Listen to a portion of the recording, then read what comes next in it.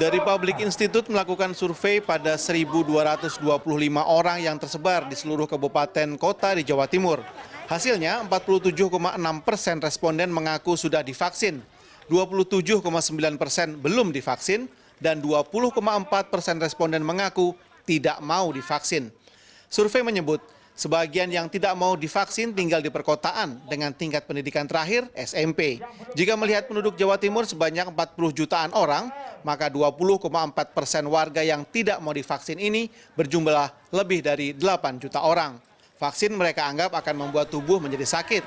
Vaksin juga dianggap bertentangan dengan ajaran agama yang mereka anut, atau vaksin dianggap bermuatan politik.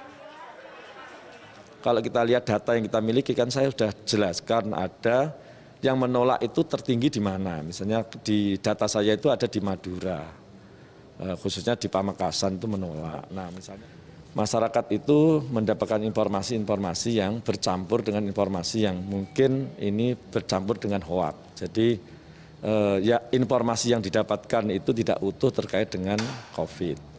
Karena itu, apakah 20% itu masih bisa diubah? Saya berpandangan sebagai peneliti, masih memungkinkan untuk mengubah perilaku memilih masyarakat terhadap program vaksin ini dengan syarat para stakeholder penyelenggara COVID itu memberikan penjelasan yang lebih utuh kepada masyarakat. Menanggapi survei ini, Satgas COVID-19 Jawa Timur menyatakan setuju. Salah satu kendala vaksinasi belum mencapai target 80% hingga Oktober ini karena adanya warga yang tidak mau divaksin dengan beragam alasan. Meski begitu, Satgas bersyukur karena survei internal mereka pada Juli 2021 justru menunjukkan warga yang tidak mau divaksin masih berjumlah 35%. Mungkin 20% ini adalah kalangan-kalangan yang nanti pasti untuk reach out ke mereka itu jauh lebih sulit karena effort yang dibutuhkan itu lebih, tidak hanya sekedar memvaksinasi saja tapi mengedukasi, terus habis itu memastikan bahwa vaksin ini benar-benar bermanfaat untuk mereka gitu, karena pada dasarnya untuk membentuk kekebalan komunitas kita harus bareng-bareng divaksinasi seperti itu.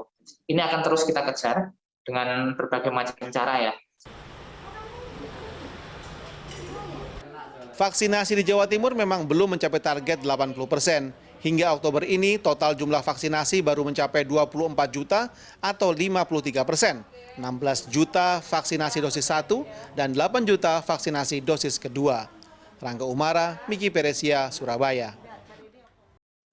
Halo, perkenalkan nama saya Muhammad Raihan Pianto, NRP 204-221-1063 dari Teknik Instrumentasi. Menurut saya, kesalahan berpikir dari berita tersebut berada pada adanya warga yang mayoritas pendidikan sampai jenjang SMP yang menolak vaksin, sehingga menurut saya seorang yang berpendidikan rendah sangat mudah percaya terhadap yang namanya hoax.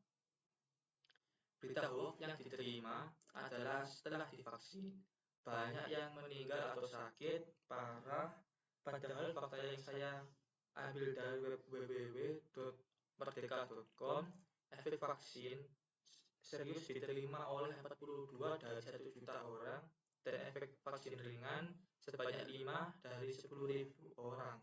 Bisa dilihat bahwa gejala pasca vaksin sangat sedikit yang mengalami sakit.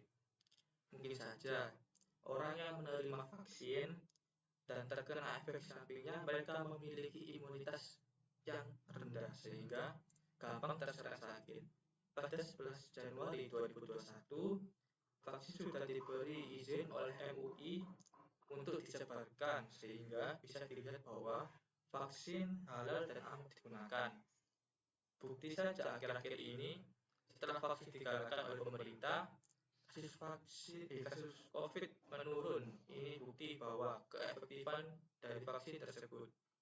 Kesimpulannya, tidak sedikit warga Indonesia yang termakan hoax tentang vaksin, padahal faktanya sedikit kemungkinan untuk terkena efek samping yang serius dari vaksin, dan akhir-akhir ini bisa membuktikan bahwa vaksin sangat efektif untuk mengurangi jumlah kasus COVID-19. Sekian, terima kasih. Wassalamualaikum warahmatullahi wabarakatuh.